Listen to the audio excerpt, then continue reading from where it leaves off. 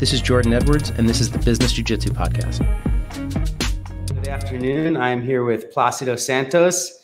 And for those of you who don't know, Placido is a student of John Danaher's and a jiu-jitsu competitor. And coming off a loss, although what I will say is that there are ways to win. And when winning is great. Sometimes when you win, though, you lose. Like my lacrosse coach always used to tell me, if we played against a terrible team and we didn't just beat the living hell out of them, he was pissed. And sometimes when you lose, you lose. But sometimes when you lose, you win. And I think that even though you had an unfortunate loss and your ankle looks like it got snapped in half, I hope you're okay. The social coverage on this thing went nuclear. I mean, you've been like memed all over the place. Yeah, for sure. I mean, the internet is always unforgiving when it comes to that, right? Craig Jones told me, don't worry about it, man. Every time you lose, especially when you're somebody who's associated or on our team, it's something that people are going to notice, especially when it happens in the way that it happened to me, just getting like snapped and cracked. Really well. In all seriousness, I hope that you're okay and you're feeling good. Yeah, I'm actually doing a lot better than I thought I would. Obviously, because of how loud the popping was and how much popping there was.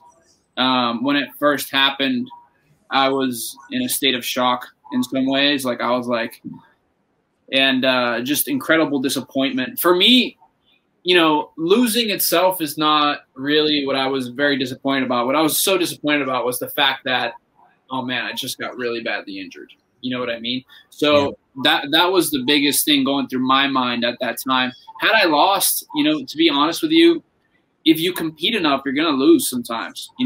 I mean, I think the only one on our team that almost never loses is Gordon.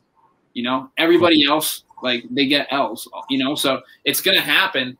But yeah, to answer your question, it's actually doing a lot better. Let me see if I can point the camera at it. Yeah. So if you look, this is the ankle that got popped.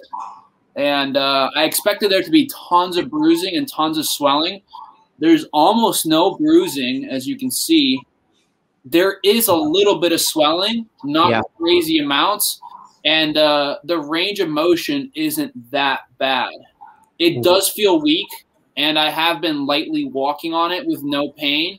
But I don't want to, do any crazy tests on it or anything until I visit the ortho tomorrow. Yeah. So. Yeah, sometimes those injuries, you can walk around on it like an ACL. Sometimes it pops and you can kind of move around and walk around, but the athleticism isn't there. The pop, the spring in the step. So I really wish you a speedy recovery. And in all sincerity, you had a great run leading into that match. I saw some of the other footage from that tournament, and you're flying, man. I mean, you're really up and coming. It's exciting to watch you. Thanks so much. Yeah, it was the third match of the evening for me. It was the finals of the absolute bracket. So I fought some big monsters. They all felt dude, these guys, they felt so strong, man. Every single one of them. Like, I felt like a child compared to their strength, So, perhaps something I have to reconsider going forward is whether or not I should be doing absolute divisions all the time. You know what I mean? May not be the wisest thing, especially given my size. And how big are you? I'm sorry? What's your size? 170 pounds. So, all the guys I fought, they were more than 200 pounds, every single one of them. Yeah. And, obviously it's an absolute division. That's what you're going to expect. You're going to expect to have some giant monsters in there. So, but with that said, once you start getting to a certain level, you have to start kind of weighing, like, you have to realize that when you go in there against somebody who is much bigger than you, your chances of getting injured go from a certain percentage and they increase that much more. You know what I mean? Especially when you do have so much size. So it's something I'm contemplating and thinking about. It's probably something I'm going to have to, like, ask John about. Hey, John, what do you think about moving forward? Like, probably try to stay away from absolute divisions, perhaps do heavier weight divisions, but not absolutes where the guys are just have like 40, 50 pounds on me, Yeah. Something to think about. Yeah, for sure. For those of you who don't know what we're talking about, I just want to share my screen for a moment. And yeah, you're gonna run it. You're gonna run it in there. Yeah, do it. Placido, I don't know if this is on his own Instagram, but Jordan, if I send you a video on Instagram, you can pull it up on the screen now too, because I have another video that hasn't been released yet on it. Sure, yeah, absolutely. Shoot it over to me on Instagram. I'll pull it up. This one actually hasn't been released yet. Yeah. It's a different view, and the popping is very clear in this video. You'll see. The man who launched 1 million memes of you and John. Man, what an honor it is for you to train with John. You know, in all those videos and feel it, you know, feel this right from the source. Yep. All right, here we go. An exclusive look right here. Ooh. Oh my God. And it came on so strong, so fast. There are certain submissions in jiu-jitsu where they're very opportunistic. Tegatame is an example of that. Tegatame comes on very, very quickly. The estima lock is also a great example of a submission that comes out incredibly quickly. And I just got caught on the wrong end of it that time. So what can you do? The competitor, he was a student of Tom DeBasi's? Correct. His name is Calvin Tacey. Calvin Tacey. Well, you're kind of almost like cousins in a way, you know, through the Henzo family tree, you know. He's on the Ricardo Almeida, who's a friend of this podcast, through Tom DeBlas to Mr. Casey, and you're the Henzo to John down to you, which is you guys are like third cousins. Yeah, Tom was actually really gracious. After the match, he actually messaged me on Instagram. Like, I'm talking about literally like 45 minutes after the match. He was already messaging me. He was like, "Hey dude, I hope you're okay." Like, and he's been like sending me helpful info on recovering and whatnot. So I really appreciate him reaching out and being kind.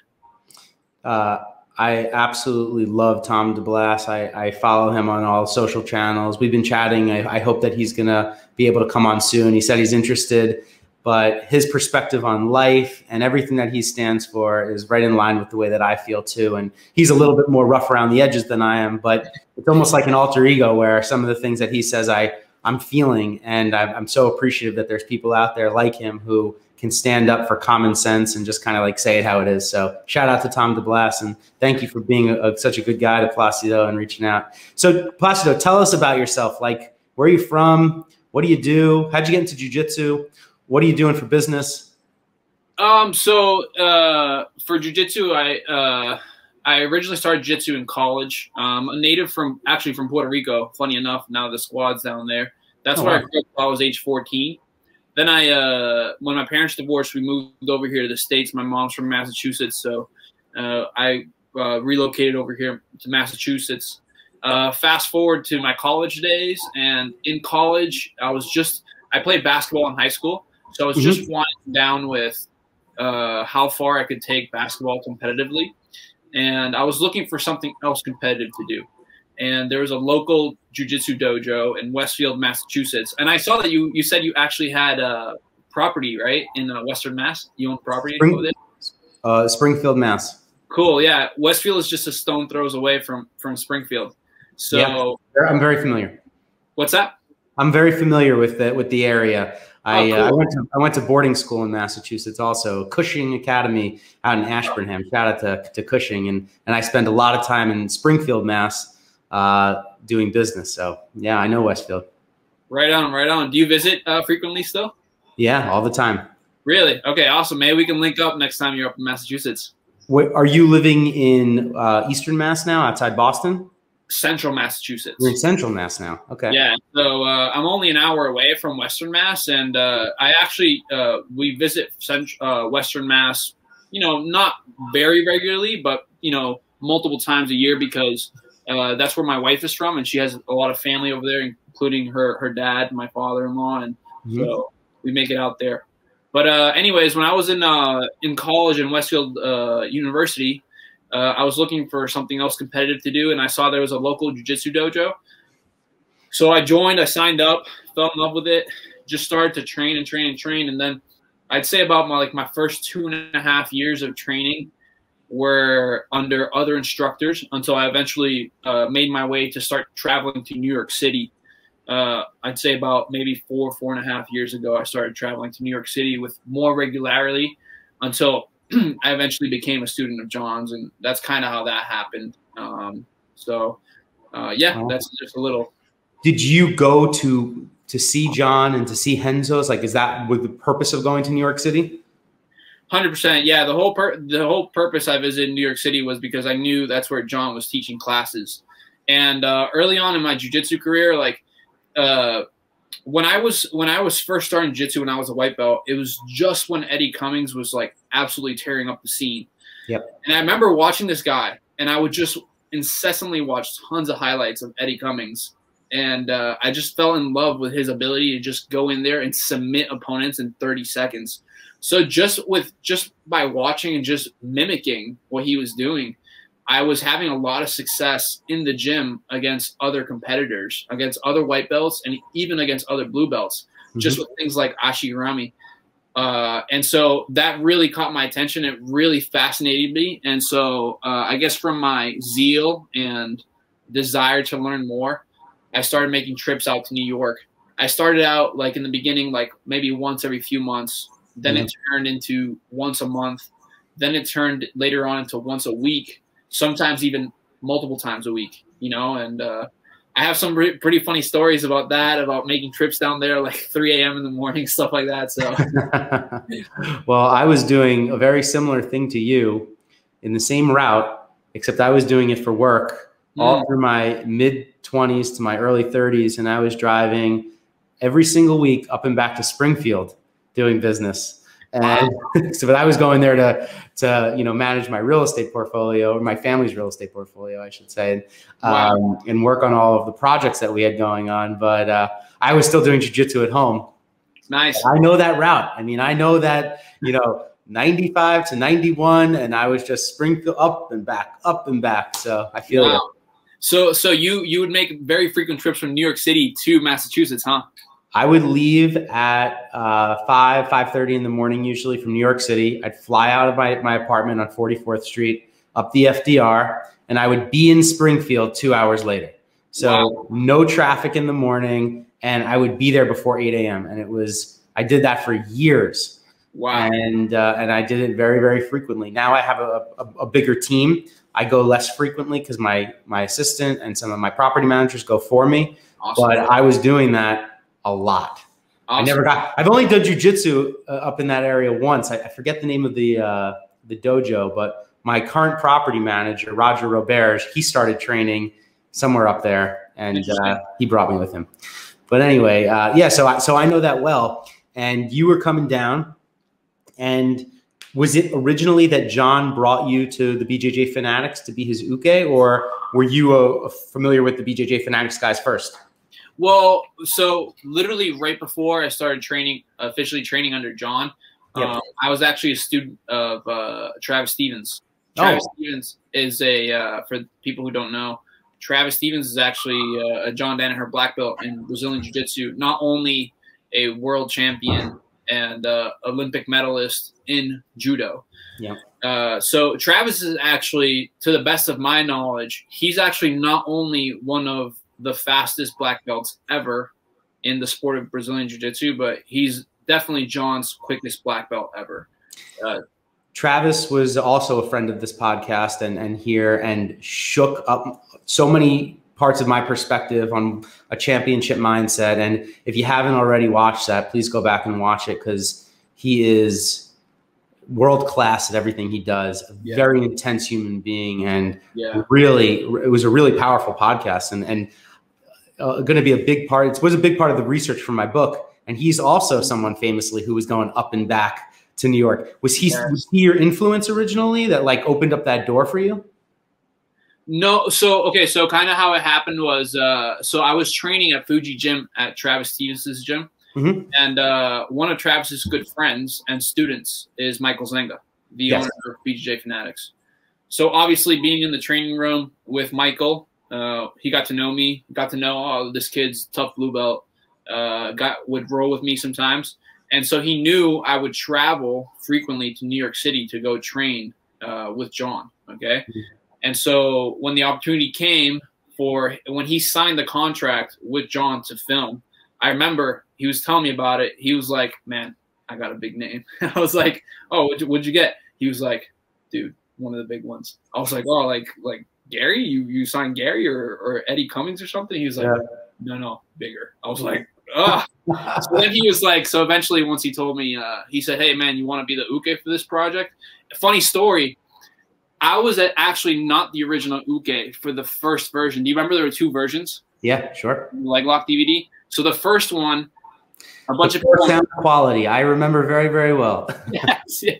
It's an hilarious story because the first one, the audio, because it's in New York City, it was just absolutely awful audio. And so then a bunch of Redditors like hopped on and started to complain about it. Shout out to all the Reddit people. Yeah. And John was absolutely furious about this. If there's anything about John is that he is an absolute perfectionist, especially when it comes to things that deal with his legacy. Okay. You can't mess with that. All right. So, so when this happened, John was like absolutely not having it. We had to record the DVD all over again. So then I was brought in as the uke for the second official enter the system leg locks. Okay, so that's kind of how that happened. So funny story.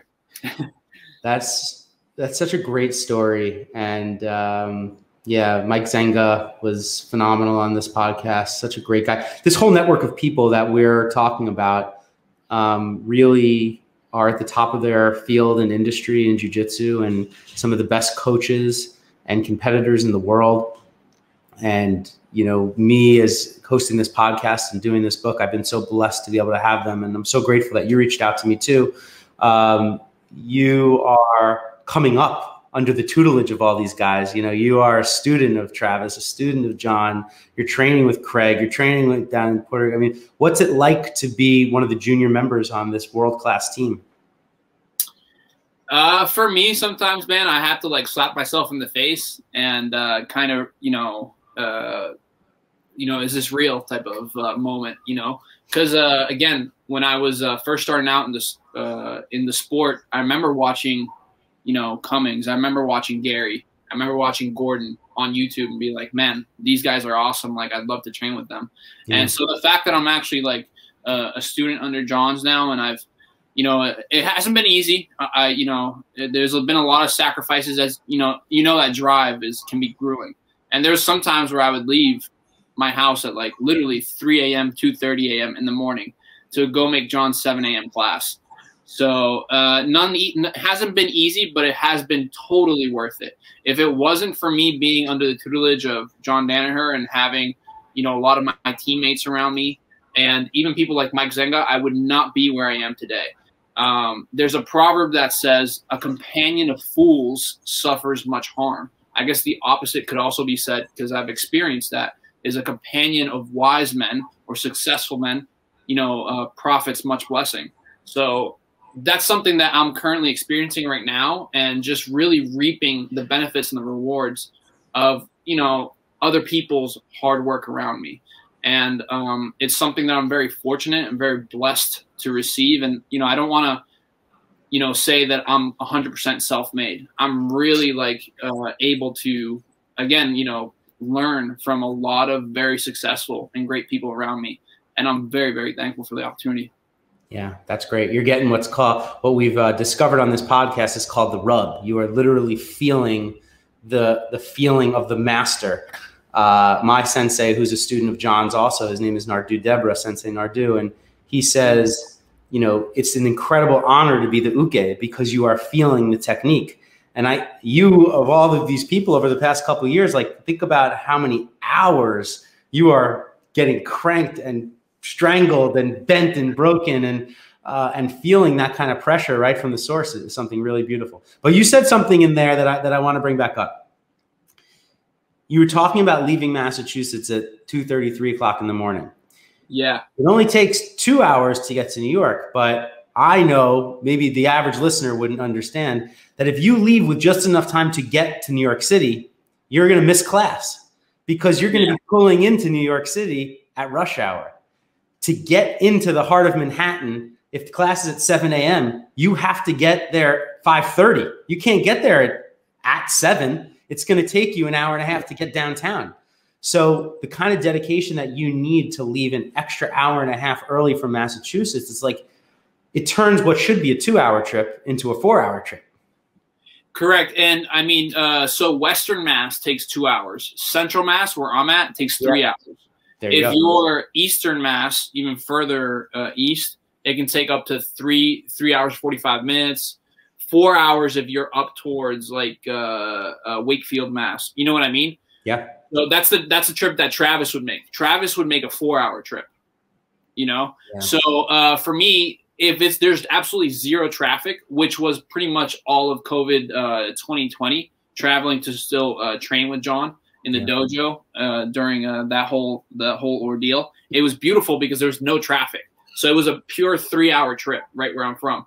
But as you said, if you try to leave and you leave in such a way where you're trying to get there right at the time, it's not going to work out. You know, there's going to be traffic. You could get late to class. It's absolutely crazy. Yeah. It's crazy. It's a lot of commitment and dedication and planning and sacrifice. You're a young father, right? I mean, you've got a couple young kids.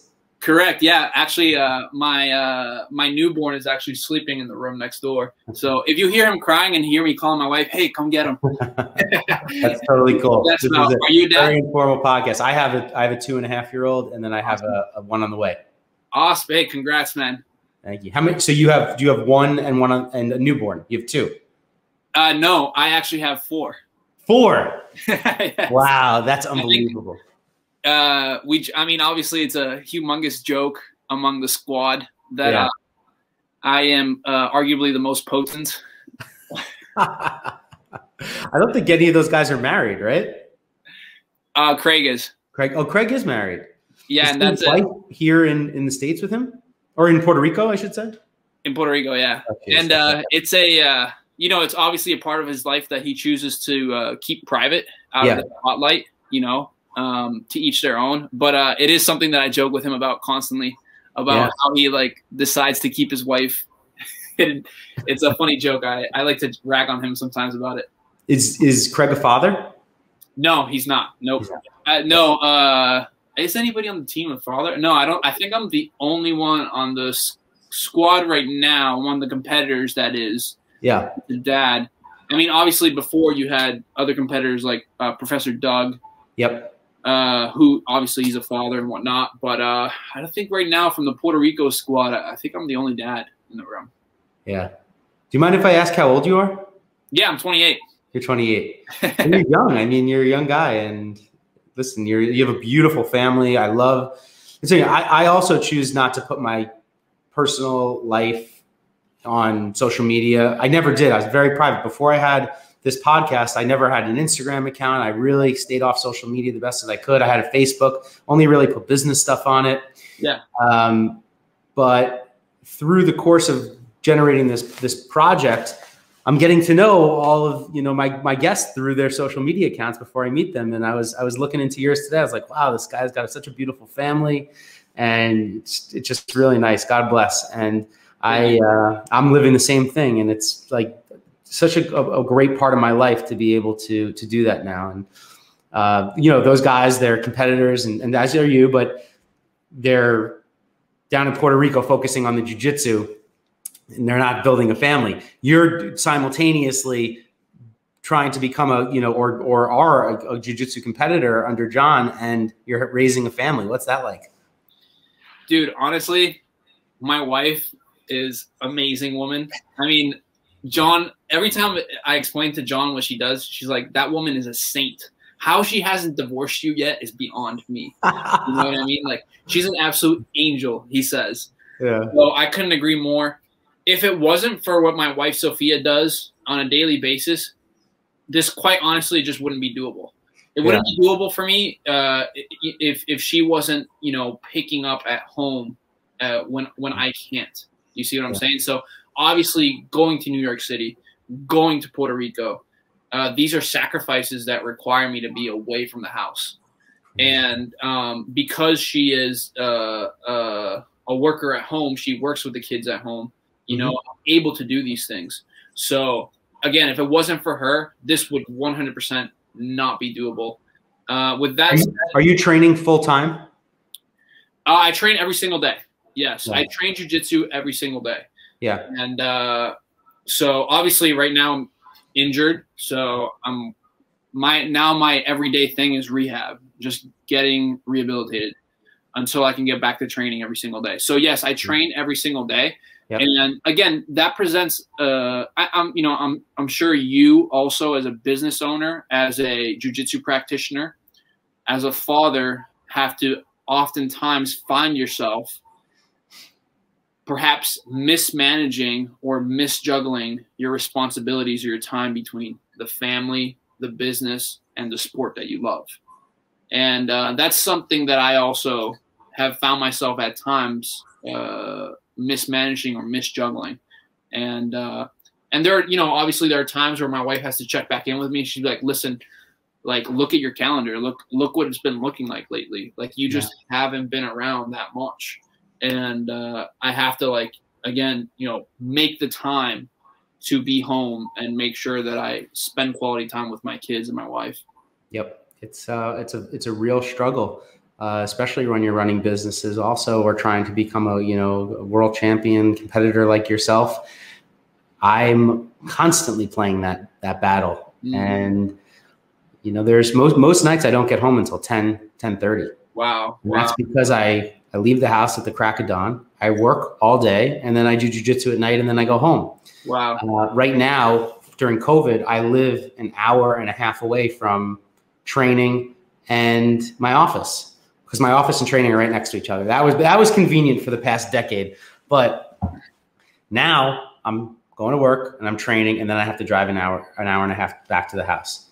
Wow. I'm moving, which is good, but COVID, whatever. So my family life does suffer. And my wife is a foot and ankle surgeon. She has even more extreme schedule than I do. Wow. So I really try to make sure that I carve out whenever I can time for my son, especially like on Saturdays. The past 2 Saturdays, I spent the whole day with him, and it was like the greatest. I took him to a museum, and I really am trying to be there as much as I can. But when you're running companies, that is it. I'm trying to build a future for him and for my whole family the way that my father and my parents did for me. And when you want to replicate that, it's not easy. And you really have to put in the hours. It's the same thing as jiu-jitsu. If you do not put in the mat time, do not expect to get good. Period. End of story. Especially if you're not naturally gifted and athletic like me. Any skill I have in jiu-jitsu, any small amount of skill is attributed to because I just showed up for the past 12 years, and I'm still not that good. So it's just because I love it, and I've gotten so much more out of it than just being able to strangle people. It's helped me so much with work, which is why I decided to do this project. Like relieving stress and whatnot? Yeah, relieving stress, but more the principles that govern jiu-jitsu, pushing the push and the pull. And even, like John talks about, and I had a chance to talk to him about, the causing a dilemma.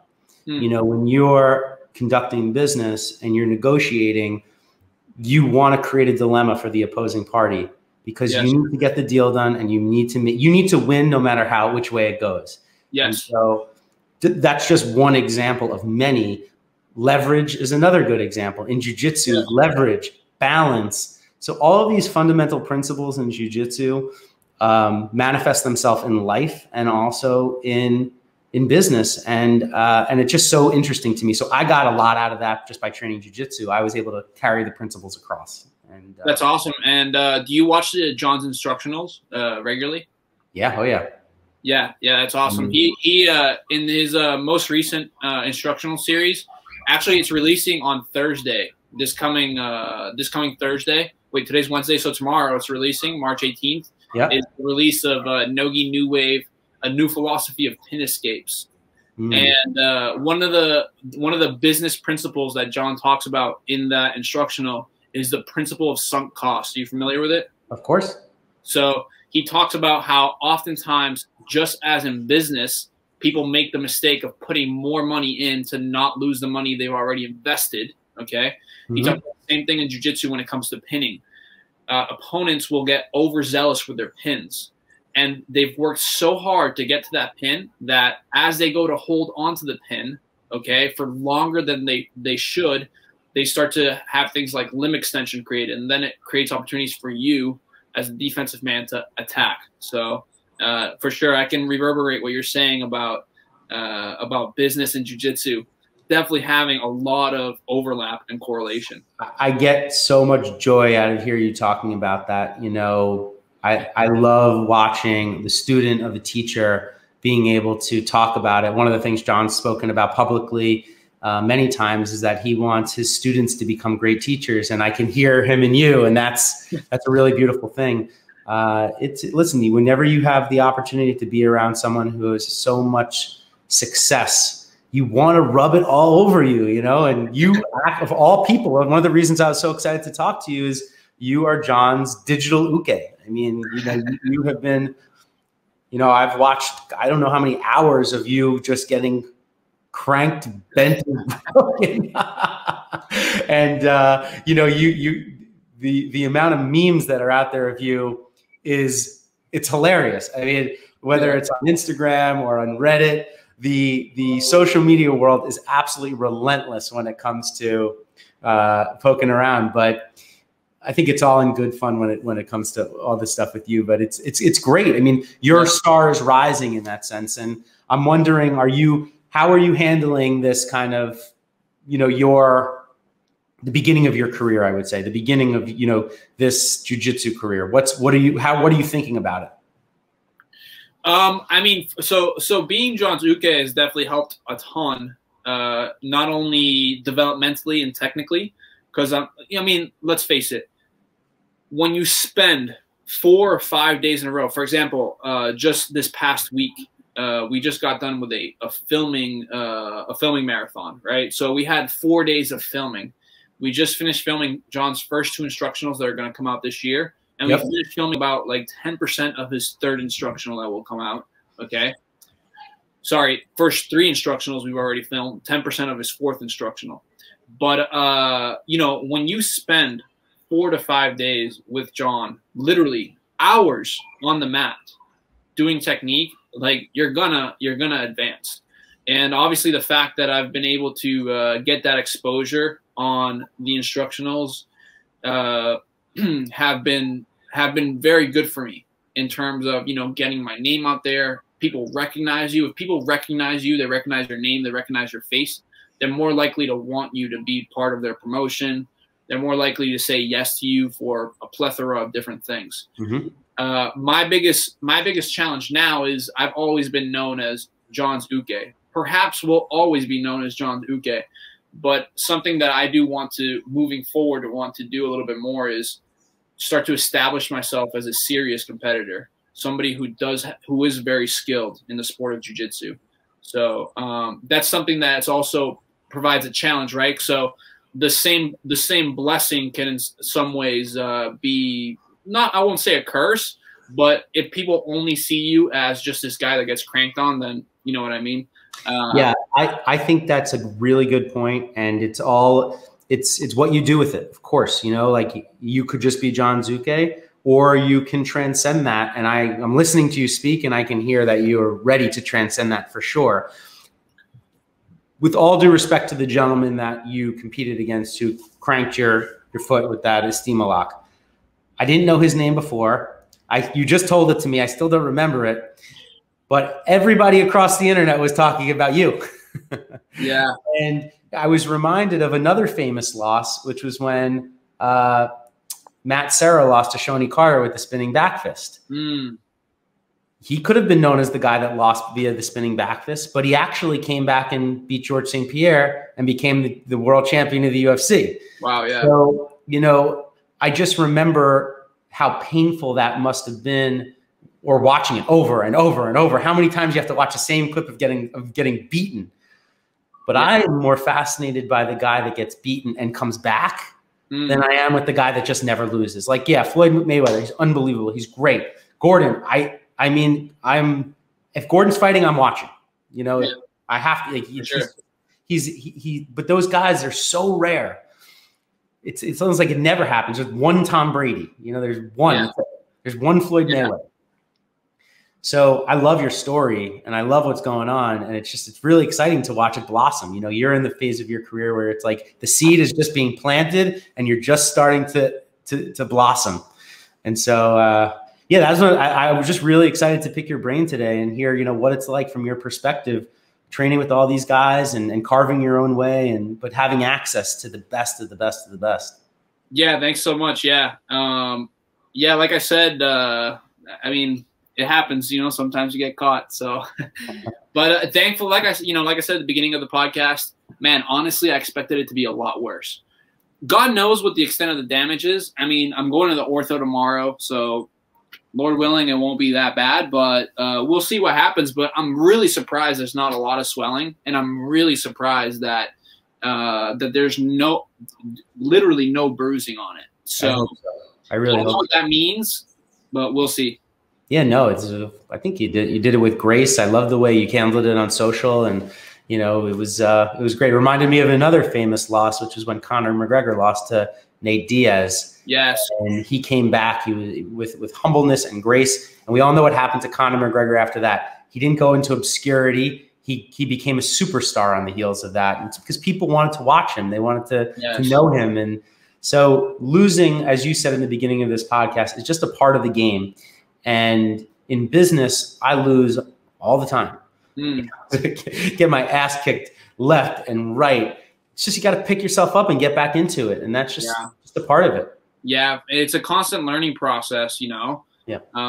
You know, we learn just as much from our losses as we do from our wins, or just as much from our wins as we do from our losses, vice versa. You know what I mean? I know there's a saying that you either win or you learn. But hopefully we can learn in both our wins and our losses. It's something that John preaches to us a lot, is that guys don't have this mindset where you only learn when you lose. You learn also when you win. But certainly there is a lot to be learned even in your losses. And there is one thing I want to say before we do close here is thank you so much to the jiu-jitsu community for showing so much support to me. I've had so many messages, Jordan, come in, and people just wishing me well and just hoping that I get back soon and whatnot. So definitely I've been very blessed by the outpouring of people just reaching out to me, sending me a message, whether it's a small message, whether it was a long message, even yourself, you know, coming on here and just, you know, being encouraging to me. It means a lot. I am a big fan of yours, and I just can't wait to see where your career goes.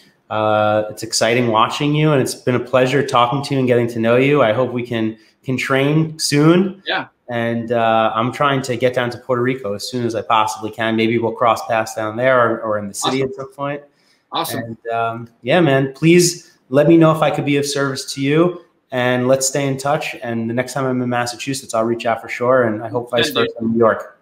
Yeah, let's do it. Let's do it. Awesome, man. Thanks so much. Thanks for having me on. Hey, you too. Talk to you soon. Bye. Bye.